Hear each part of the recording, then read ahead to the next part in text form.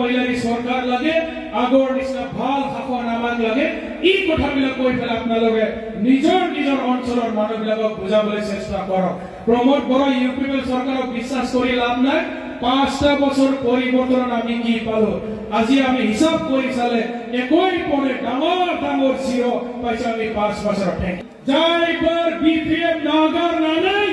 UPL thunder সাফা সাফা আলু বাড়ি সেউ জুবনাংবাই সিধরা মাঝে সিপিএম মুরাদা ইউপিএল থান্ডারে বিপিএল থানাই সব লিডারমান ইউপিএল থান্ডারে হইসা হইনা যাবিছে পাই নবা मोनसे समस्तियाव साथाम मानसिया थिखिदो सांग्रांनोबो 100% बुंनांबाय थिखिदा नोंना कनफार्म फेरेंगानोबो 100% जोंनिफ्राय थांनाय खाम्फा बरगेरिनोबो 100% थिखिदा गांसेल' खिन्थु गांसे थिखिला साथाम मानसिना 100% कनफार्म माब्रै जागोन बे दाना बेबायदि ओरैबायदि थगायनाय नंखाय खोथा बुंनायखौ इउपिपिएलआवसो नागिरनानै मोनो गावसोरनि मिथिङाव रायलायदोंनो जेरै दिनैनि थारिखआव बिजेपिआ सहाय खालामाबा इउपिपिएलआ उदालगुरिनिफ्राय लानानै गसाइगावसिम जेरै खुनुरुखुम मोनब्रैयाव देरहागोन बायदि जाना दंमोन आरो बे मोनब्रैयावबो बिपिएफनि हेभि वेट केन्डिडेटफ्रा जुदि इलेक्सन गेलेबा जिर' जानोबो हासिगौलाय होनदों प्रमोद बर' बिथाङा समस्ति नागिरदों डाबल गेलेनो नागिरदों गोविंद बसुमतारी जोंनि उदालगुरिनि डेपुटि चिफ डाबल जायगायाव इलेक्सन गेलेनो नागिरदों मोनसेयाव जों गेरेन्टि गैया लटारियाबो नांगोना नाङा नङा थिखिदा गांथामसो दानखानोसै बेबायदियावसो दं आरो बिसोर दा दिनै भिसिडिसि चेयारमेनफोरखौ वार्निं होनांगौ सरकारा जोबनोसैलै दान मोनथामल'सै बिपिएफनि समाव सेंसन खालामखानाय आइवे न'आ गोख्रै लुना फोजोबनांगौ सरकारा जोबनोसै ইউপিপিএল সকল বিজেপি চেয়ারম্যান রাইজে ওয়ার্নিং দিব লাগে আপোনালোকৰ সরকারের কার্যকাল সমাপ্ত হবার কারণে 3 মাহ বাকি আছে অতি সোনকালে বিপিএফৰ স্যাংশন কৰি দিয়া আইৱে ঘৰবিলাক নিৰ্মাণৰ কাম সম্পূৰ্ণ কৰক নহলে আমি ব্লক অফিসত যাই পেলাই বিডিএফ সকলক কমপ্লেইন কৰিম টাইম গিলা বে ন'आ বিপিএফ স্যাংশন খালামनाय गोख्रै लुना होनांसिगौ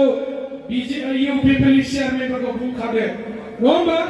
रेवाना जेरा ओरै बारलाय खामगासिनो दं दालाय बास्लायगासिनो दं दाखालि खेबसे बास्लायबावबाय दालायखौ नङा होमबा थिखिदा ओरै मोनगोन ना ओरै मोनगोन ओरै बारलाय बारबाय थायो बिपिएफनिफ्राय खारखोमाग्रा मानसिया बेनो फार्स्ट खारखोमानानै सरकार सिफायग्राया रेवाना जायो ना ओरैबो सुखुवा मानसिनिफ्राय सानैसो ओरै बारलायबाय ओरै थालायबाय आरो ओरै ब्लड बारलायबाय माने गावहानो बिसास गैया गोजोननाय गैया ओरैबो गोजोना नङा होमबा दाखालि बावैनो ओरै बारलांलायबाय दा थिखिदा बबेयाव मोनो बेबायदि जागासिनो दं जमदुवारनि रायजोफ्रा बेबायदिनि मानसिनि मोखांखौनो दानायखा भट होनायथ' बादों इलेक्सन गेलेनानै लाब गैखाया बेबायदिनि मानसि मोखांखौ दानाय खेबसे बिपिएफ जानानै देरहाबाय खारलायबाय दस्रा पार्टियाव हाबहैलायबाय आरो दा माने नै हाबफैलायबाय मोनसे पार्टियावहाय जाय पार्टिजों इएमनिफ्राय दानजादों आरो बिसोरजोंसो लोगो जाहैबावबाय माबायदि नङा होमबा दा बेनिखायनो बेबायदि मानसिफोरखौ जोङो बिसास खालामनो नाङा उइलियाम नार्जारी बिथाङा गोख्रोंखा आरो गसाइगाव साब डिभिजनाव जोङो मोनसेबो समाजाव इउपिपिएलखौ जों देरहानो होआ हाखाया बिसोरो जोङो दिनै অপরাধ जोंखौ সহায় খালামनो ओंखारदों অপরাধ জিএসপি তেখেতসকলে আমাক সহায় কৰিবলৈ আগবাঢ়িছে আমি কাকো না নকৰো অপরাধসকলে আমাক বিপিএফ দলক কৈ আছে হিৰকৰণীয়া ডাঙৰে কৈছে আগন্তুক বিটিসি কাউন্সিলৰ নিৰ্বাচনত আমি বিপিএফ দলক সমৰ্থন জনাম ওয়েলকাম আমি ওয়েলকাম জনাম কোনবা যদি আমাক সহায় কৰিবলৈ আগবাঢ়ি আহি আমি কিয় বেয়া পাম নবা सोरबा जुदि जोंखौ सहाय खालामनो नागिरो जोंलाय मानो गाज्रि मोनो वेलकाम जोंहा देरहानांगौ आरो सरकारा दानांगौ दा बेनिखायनो प्रमोद बर'आ मेगन साना बुंगासिनो दं माने बर'जों मानो लोगो जानो नागिरदों गावसोरसो बर'नि एमसिएलए घनश्याम दास दिन समस्ति जय हो बर'नि एमसिएलएखौ लाना खारनानै लिलि हटेलाव 1 मास लाखिनानै सरकार दागासिनोमोन सोंदोंलै इउपिपिएलखौ सोंहरनो फन नाम्बार दंबा गावसोरसो लाना खारग्राखै होनबा बै बर'नि एमसिएलए घनश्याम दास फार्स्ट थाखाय अबरनि एमसिखौ लाना खारगासिनोमोन गावसोर जाखांनानै मालायखौ हनै माने माबा मोनसे गाज्रि जिनिसखौ जादों होनना बुंनाय जादों आरो बिथांमोना गावसोर लाना खानानै सरखार दाबाय अबरजों लोगो जाबाय जिएसपिजों लोगो जाबाय दा अबरआ जोंखौ सहाय खालामनो नागिरो ओमफ्राय मेगन सानानै उदैयाल' थानो हालासिना माबायदि मानसि बिसोरलाय दा गावसोरा जेंखासिगोन नालाय गोदाव जानला मानला बुंबाय दा बेनिखायनो जोङो सेप्तेम्बर दाननि उनाव इउपिपिएल राजनीति पार्टीखौ जों नुनाय नंला सानसेबो एमसिएल थानाय नंला सोरबा एमएलएफ्राबो फन हरहांबाय बिपिएफनि मानसिफोरनो आंखौबो नायनांगोनलै सेमखाय थानाय इउपिपिएलआ गावसोरा जोब्बायना सारायाव गैला बेदरा नङा होमबा रानै जाखांजोब्बाय लामाबो मोनसेबो बानायासै कलेज मोनसेबो लुनो हायासै हस्पिटाल मोनसेबो बानायासै हाग्रामा महिलारि सारनि समाव बिपिएफनि सरकारनि समाव लुनाय हस्पिटाल कलेज स्कुल लामा दाला खालार फुननानै रिपेयारिं खालामनानै 5 बोसोर टाइमा सेस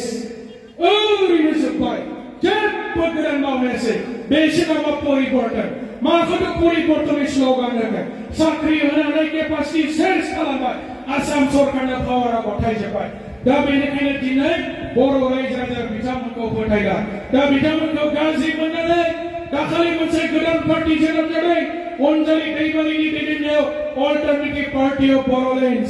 एनडिपिनि जेंनाखौ बिथांमोना गोसो होआसै गोविंद बसुमतारी थासान्दियाव फेरेंगामोन थासान्दियाव एनडिपिनि मोनसेबो जेंनाया जोबाखै जेलनिफ्राय बख'नो थाखाय बिथांमोना जेबो खामानि मावाखै जायनि थाखाय बिथांमोना गाज्रि मोननानै अनजालि दैमारिनि दैदेननायाव अल्टारनेटिभ पार्टी मुंनि मोनसे गोदान पलिटिकल पार्टी जोनोम जानो गोनां बाध्य जादों आरो बेनि सल रेसपन्सिबल बेनि दायनिगिरिया जाबाय प्रमद बर' दैदेननाय इउपिपिनि दैदेनगिरिफोर दा बेनिखायनो जोंहा बिपिएफनि थाखाय मोजां सम फैबाय कुनु कारनाव सिन्था गोनां गैया प्राइमारि कमिटिफ्रा गोबां खस्थ' खालामबाय सरकार गैयाब्लाबो नोंथांमोना धैर्य हमनानै दङ लिडारासो खारो रायजोआ खारा नङा होमबा प्राइमारिफ्रा थिगै दंब्ला धन्यबाद आङो मोनफ्रोमबो प्राइमारिनि नेताफोरखौ धन्यबाद होनो प्रत्येक प्राइमारी कमिटी আমার ভোট কমিটি তৃণমূল পর্যায়ে বিপিএফ দল নেতা কর্মী আপোনালোকক সকলোকে কৃতি কটা যাচিছো আৰু আপোনালোকৰ নিচিনা ব্যক্তিৰ কাৰণে আজি বিপিএফ দল জীয়াই আছে লিডাৰ পলাই কিন্তু আমাৰ সমৰ্থক আমার প্রাইমারি তৃণমূল পর্যায়ের নেতা কর্মী কোনোদিন আপোনালোকে দল এৰি যোৱা নাই আপোনালোকৰ নিচিনা ব্যক্তিৰ কাৰণে আজি